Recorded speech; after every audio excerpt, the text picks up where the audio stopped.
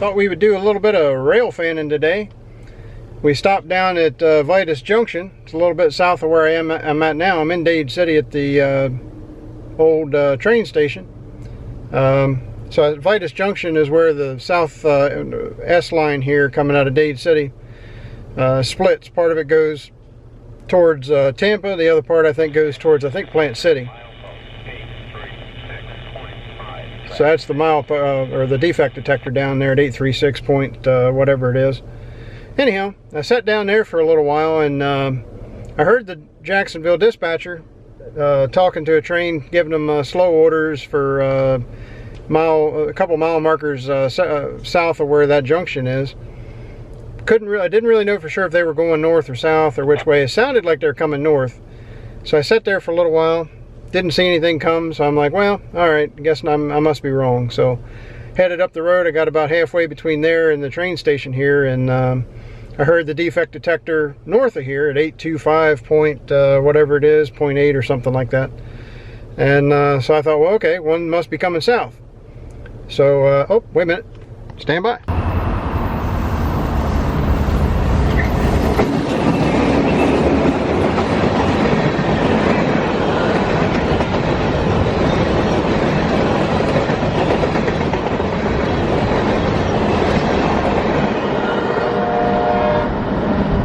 Alright, so that train right there, I heard them switching when I was in Vitus Junction. I could hear them backing up and calling for three-step protection so the conductor could go in between the cars and lace up air hoses or do whatever he had to do.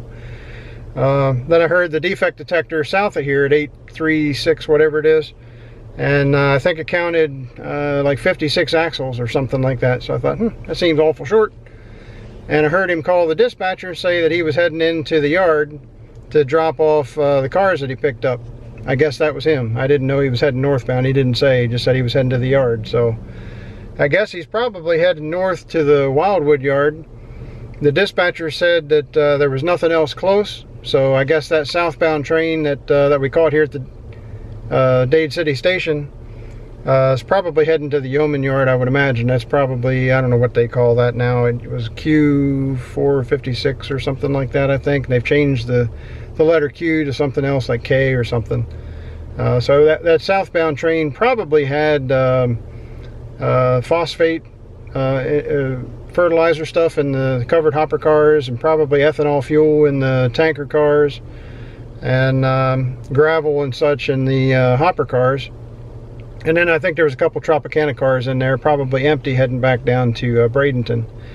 So anyway, was at Vitus Junction, didn't see anything, and came up here to Dade City Station. That's when I heard the northbound or the north end defect detector, and we caught that southbound train.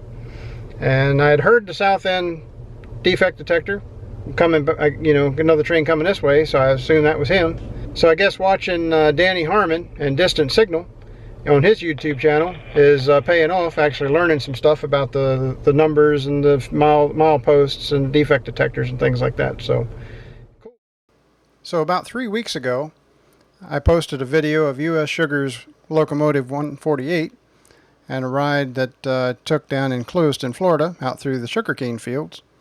I was familiar with a little bit of chatter online where U.S. Sugar is considering starting a tourist railroad, and that they were looking for another locomotive. I didn't know at the time. I happened to stumble on a video where Danny Harmon had gone down to U.S. Sugar when Locomotive 148 debuted, hauling a sugar train. That Locomotive 1504, which is a former Atlantic Coastline locomotive, had already been acquired by U.S. Sugar, taken apart in the display area in Jacksonville where it was, pictured here, and loaded up on flatbed trucks, and is currently at FMW Solutions in Tennessee. So they obviously they took the locomotive apart and in pieces loaded it on flatbed trucks for transportation to Tennessee, where FMW Solutions will obviously go over the locomotive and do, I would imagine, ultrasounds of the boiler and checking the bearings and the bushings and whatnot, and bring the locomotive back up to where it needs to be for operations. From what I understand, 1504 will also burn used cooking oil, just like 148 does, and it will eventually, in about 3 years, join 148 down at U.S. Sugar's railroad.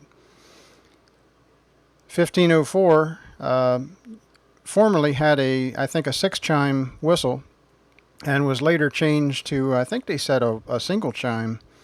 I'm kind of curious what whistle it'll have on it when it hits U.S. Sugar down here, if they're going to put the 6-chime back on it or what they'll do. But anyway, that's pretty exciting. They found another locomotive, and as a matter of fact, this locomotive, from what I understand, it also operated in Florida when it was originally built, and obviously Atlantic Coastline. But I believe the trackage that U.S. Sugar has now, it operated on or near, from what I understand.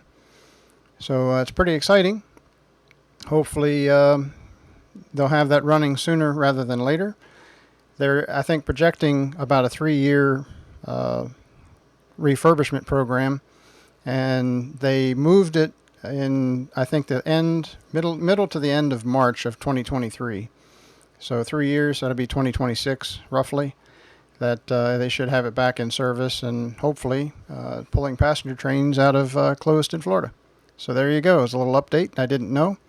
Otherwise, I would have probably included that in the video with 148. So there it is. They got a locomotive, and now we just wait for it to return.